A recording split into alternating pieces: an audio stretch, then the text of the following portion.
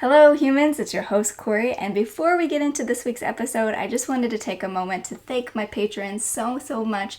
I'm so grateful to you guys that you continue to support me and the show. Without that support, I would not be able to continue to do what I love doing each week, putting these episodes out for you guys free into the world. And so you make that possible, and I just really wanted to make sure that you knew how important you were to that process. And so thank you so much for your continued support of me and the show. And now we can jump into this week's episode.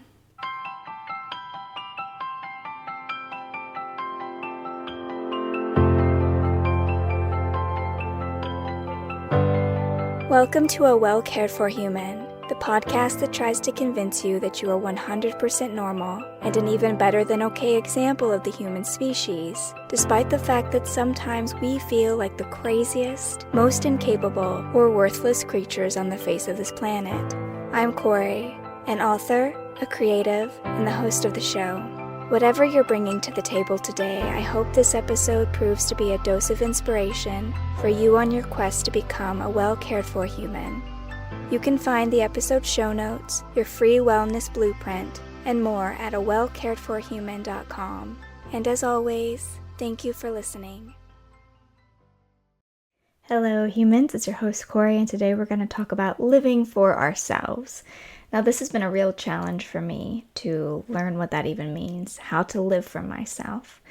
And at the end of my memoir, I share a dream that I had of my mother. So a little bit of context in case you haven't listened to the Who Killed My Mother podcast or you haven't read the memoir with the same title, Who Killed My Mother.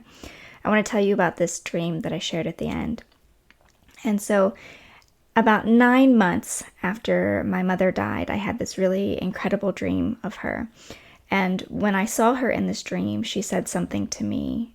She said essentially that I needed to live my life for myself, that I didn't have anything to prove to anyone, that I should just live for me. And so since that has happened, that dream, so this would have been in April of 2021. So now we're about 3 years and some change since then. For the last 3 years, I've really been thinking about what does that mean to live for myself? And it's been a really hard question to answer. I'll just be honest. It's hard to answer. What does it mean to live for yourself? When I first started to unpack it, I got a sense of maybe what she was talking about or like what was being pointed out to me. And it doesn't matter what you believe, like whether or not it was actually her, it was her spirit, or if you just think that it was like something from my subconscious. In all cases, it's a provocative question about you should live for yourself like you don't have anything to prove. And so I can definitely see since then, since I've been doing this examination, the ways in which I was not living for myself, the ways in which I was living as if I did have something to prove in order to be here. Some of it came from the narcissistic wounding that I had being raised by my father, who had narcissistic personality disorder. When you live with toxic parents or just unstable parents generally, it could be really difficult to get the messaging that your life is to be lived for you. Your needs absolutely come second to the needs of your parents.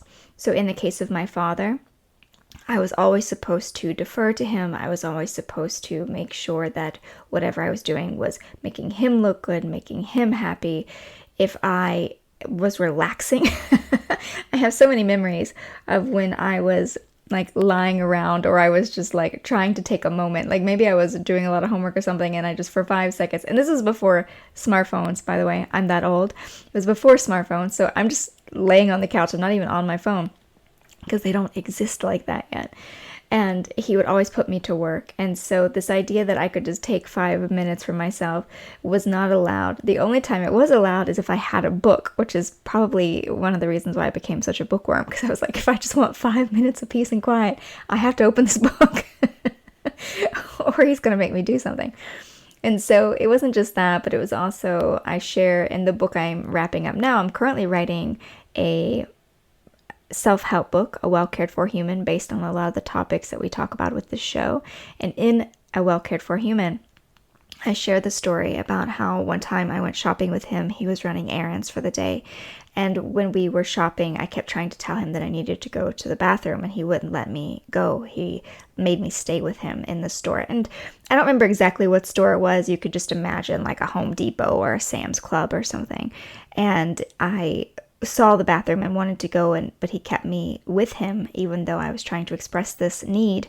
And eventually I did pee myself in the store, even though I was like 10 years old. Like, I obviously did not usually do this. I knew how to use the bathroom, but he had kind of forced me into this situation where this had happened.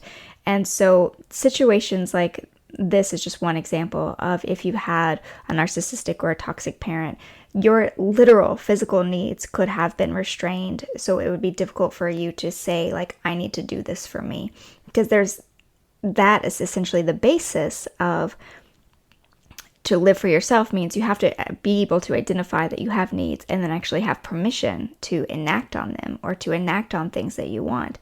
And so if you had these toxic parents or this toxic situation at home and you were constantly getting the message that you're not allowed to do what you want or what you need, then it would be really difficult as an adult to grow up and be like, I'm going to do what I want and what I need. Because at this point, you have been trained over the course of your entire childhood to defer your needs and wants to other people. Now, there are certain roles in our society as well where this is reinforced. So, for example, if you're a mother, I have a lot of friends. I'm not a mother. I have dogs. I have dogs that I treat like children, which is not the same thing. But I have a lot of my friends, because we're much older now, like I'm in my 40s, so a lot of my friends have kids, and they talk about the struggle of what it's like to try to take care of yourself, to keep your needs in the picture, to live in a way that makes yourself happy when you're conditioned to always think about your children, to always be focused on your children. And I'm not saying that it's not important to think about your kids, obviously, but there's this sense, this almost expectation that mothers have to think always about their kids. They can't live for themselves. They have to live for their children. And so the point of me bringing this up is this idea that there are certain social positions, certain social expectations that also drive home this idea that your life is to be lived for other people. And it can be really challenging to know what it means to live for yourself if you're always trying to live for someone else. And so it's not just social rules, it's not just necessarily your upbringing. There are other things that can contribute to the sense that you're not allowed to live for yourself as well. Sometimes our drive to be loved and accepted by other people makes us live in such a way that is not authentic to ourselves. It's living for other people, the focus being on other people rather than on ourselves. If we want to be seen, we want to be appreciated. This was definitely true when it came to my father, which was that I wanted him to find value in me. I wanted him to appreciate the things that I did. And so I was very focused on achievement, on what I could do in order to kind of please him and get that validation from him, get that acceptance from him. And so the common thread of all of these examples is that your focus is on the other person. And it doesn't have to be one person. It could be just a general focus on others. But the sense that your focus is on other people, not on what's going to make me happy, what's going to make me feel fulfilled, what do I need right now? And so that's a very different perspective. You're looking in a totally different direction. And so do you know right now, if you were to take a moment and just think about this, would you be able to answer the question of, do I live for myself or do I live for other people? Now, I want to clarify here that there's nothing wrong with if, for example, you're a very empathic person, if you're a very altruistic person, which I am, I care a lot about other people. It's not wrong to live in such a way that you give a lot of yourself to others in this altruistic way where you are always contributing in some way, hoping to improve the life and well-being of others. But to give of yourself to other people, it's not the same thing. That's not really what I'm trying to hit on right now. What I'm trying to connect with is this idea of, do you live for yourself? Do you live in a way that makes you happy? Do you live in a way that fulfills you? Or are you just trying to fill everybody else up? And do you even have a sense of what it is that you want and need? Because again, if you were in these certain situations as children and you weren't even allowed, if you weren't even allowed to have permission to look at the things that you want or to do the things that you want to do, like there's no mental awareness about what would make you happy, what would make you feel safe. It can be even difficult to ask yourself the question of what does it mean to live for me? Like that idea was so foreign to me 10, 15, 20 years ago. I could not have even begun to tell you what it would be like to live for myself. I'm like, what does that mean? I would have just given you like big doe eyes, big blinky doe eyes. It would have made no sense. And so being honest with yourself, like where are you right now? Do you know what it means to live for yourself? And do you feel that you do it like every day in your personal life? Like, do you feel that the choices that you make, that the values that you hold, the decisions that you make, that they are for your own highest good, that they're for your own well-being? Because sometimes we avoid them out of fear of conflict or fear of rejection. So for example, if we don't want our family or friends to be mad at us for us doing something that's for ourselves, maybe we would avoid it. Or if we don't want our family to be disappointed. So for example, I know that I have a friend, and she told me that she had 3 options for occupations growing up. She could be a doctor, an engineer, or I'm blanking on what the third one is. Maybe it was a lawyer or something, but doctor to engineer, I remember. And so it was like you could be a doctor, an engineer, or let's just say it was a lawyer. And she couldn't choose anything else. Like it was absolutely unacceptable within her family, within the construct, for her to choose something else. And so it wasn't authentic to her to live like that, to choose an occupation that she wasn't interested in, right? That's not her living for her. That's her living for her family's expectations. And so where do you fit into all of this? Do you feel that you're able to make decisions in a way that caters to your own happiness, to your own well-being? And if not, what are some of these things that are keeping you in place? And how might we move away from it? So it might be easy to identify, oh, I definitely live for myself, or oh, I definitely live for other people, and here's why. But then how can we move in the direction of more freedom, more personal liberty? So let's say that you do recognize, okay, I have made a lot of choices for other people, but I would like to live more for myself now. How would we do that? Like, what does that look like? Well, as with most changes, it begins with awareness. And I touch on this in the Well Cared for Human book as well, the one that I'm writing that's coming out soon.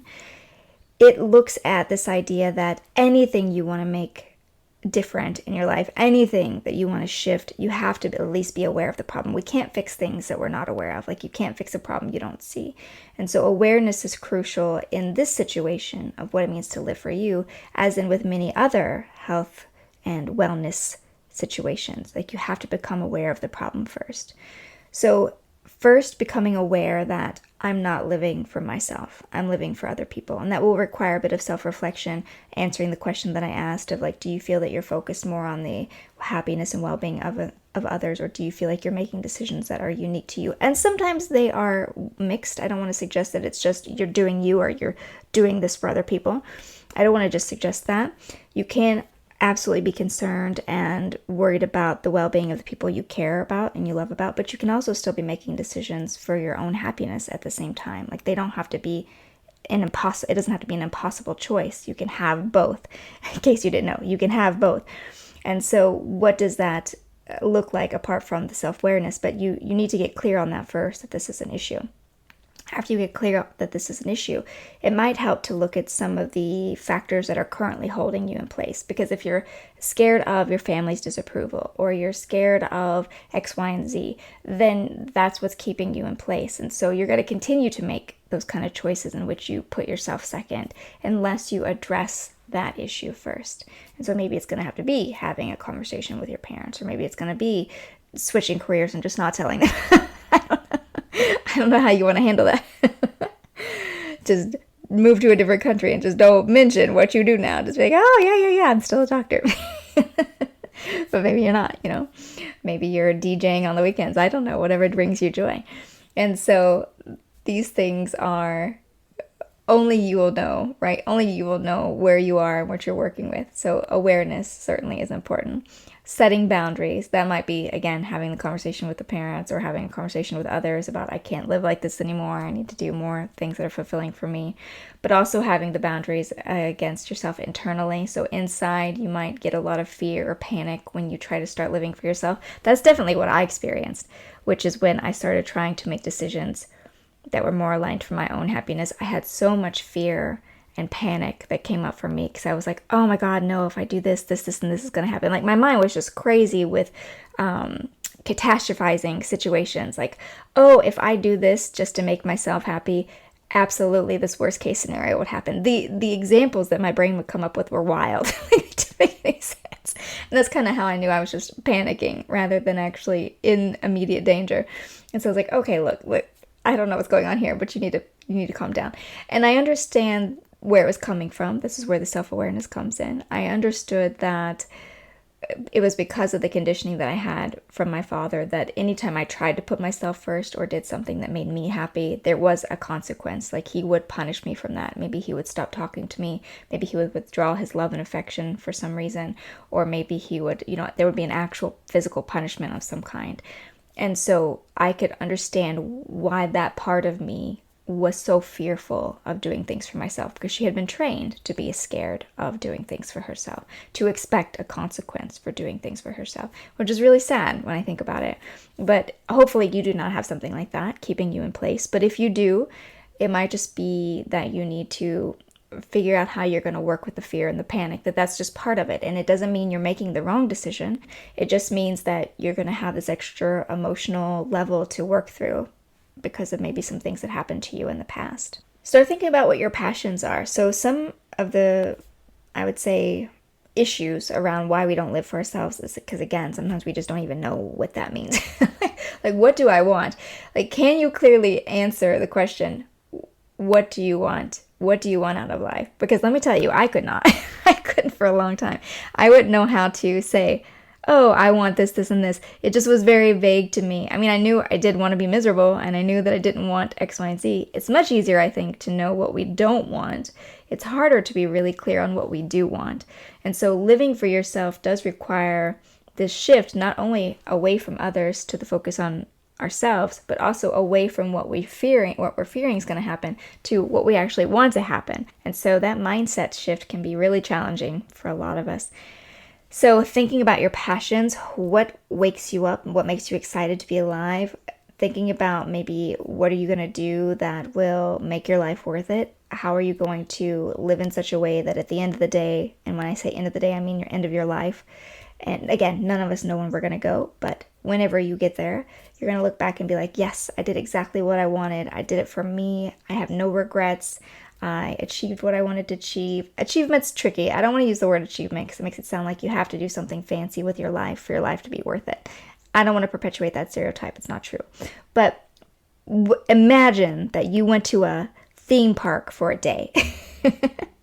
I went to Six Flags a couple of times when I was growing up. Just imagine that you go to a theme park, and when you get there, you have like, I have to ride this ride. Like if I ride this ride, then the whole day would have been worth it. I've been glad that I did this. So you prioritize that, you do it, and then you're like, oh, okay, now whatever happens with the rest of the day, I'm good.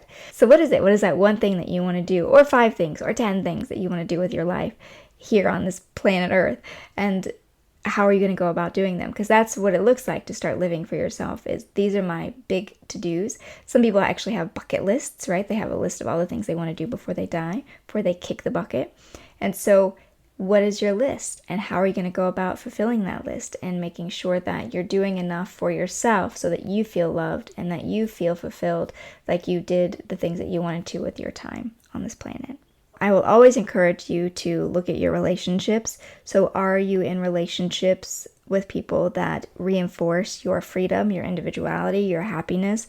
Are there people who are mirroring that back to you? Like, absolutely, you should live for you. Absolutely, you should do this thing that makes you happy. Or are you surrounded by people who want a lot from you? And that way you don't feel you can live your own life because this person has this expectation and this person has this expectation and this person has another expectation. And so you're just running around trying to make everyone else happy, trying to fulfill everyone else's expectations of you. And so there's no time left for you. There's no energy. There's nothing that you can do for yourself because you're too busy trying to fulfill this for everyone else. So those relationships are obviously not healthy. They're toxic. They're taking more from you than they're giving to you. And so maybe reevaluate whether or not those people deserve to stay in your life, or it might be time to either cut them out or cut back on the time that you spend with them to make more time for yourself. And so I always feel that those relationship evaluations are important. And so just take it gradually. You don't have to go from not doing anything for yourself into you have now not spoken to anyone you've ever met and you're now out backpacking in the wild or something. I'm not suggesting anything drastic. Again, like I said, this has been something I've been thinking about for 3 years since I had this dream. 3 years of what does it mean to live for myself. Because in that dream, I was very much considering kind of what I thought she meant in the context. And I realized that specifically for her, she was talking about my narcissistic wounding and how I lived in such a way that I felt that I had to prove my worth to other people, that I had to prove that I deserved to be here, that I deserved to be alive, that I deserved to do things. And so I wasn't living for me, right? I was living to prove that I deserved to exist. I wasn't living to make myself happy. And so I've sat with that for 3 years. I don't expect you to have all the answers to these questions in one day, but I do want you to start thinking about in what ways do maybe you put yourself in the back seat and let other people drive your life, drive you around to do things maybe you don't want to do, or to behave in ways you don't want to behave, or build lives that you don't really want to live in. That's a real tragedy, right? So imagine that. And many of us do live in such a society where it's like you're successful if you have this kind of house, this kind of car, this kind of job, you have this kind of spouse and the 2.5 children. And what if you didn't really want that? Like, what if that was not your idea of happiness at all, but you worked really hard to build it, and then now you're there and now you're just supposed to be living that life? How miserable would that be? That's definitely not living for yourself. That's living to fulfill some role that you've been expected to fulfill. And so just think about it. I'm just planting that seed. What would it be like to live for yourself? What are the things that light you up and make you happy, make you passionate? What's the one thing, if you are in this theme park called life, that you feel like you had to do to make the whole day worth it? Just start asking yourself these questions and see what comes up for you. Because I think we all deserve to live life for ourselves. I think life is an incredible blessing and that we're all really lucky to be here. And I hope that we all have the opportunity to do as much as we can to enjoy that blessing while we have the time to do so. And that's it for today, dear human. As always, I hope you found the episode useful. And if you did and you would like to write into the show and share something that you're struggling with that you want my thoughts on, I'd be happy to hear from you. You can either email me at Kory@koryimshum.com, or you can contact me through any of my social media. In either case, I will be back next week with another episode of A Well Cared For Human, and until then, please take good care of you. This episode of A Well Cared For Human was written and produced by me, Kory Marie. The music was by Late Night Feeler and Esther Abrami. If you like what I'm doing here, please consider visiting my Patreon. For as little as $1 a month, you get early ad-free access to the episodes, as well as a monthly patrons-only Q&A, bonus videos, and more. Not to mention that your Patreon support lets me know that you find value in the show and want it to continue. You can find me on Patreon by visiting www.patreon.com/Kory Marie. If you can't support the show financially, that is okay. You can still subscribe to the show, leave a review of the show, and recommend the show to your friends, not just the neurotic ones. All of this helps so much. And as always, thank you for listening.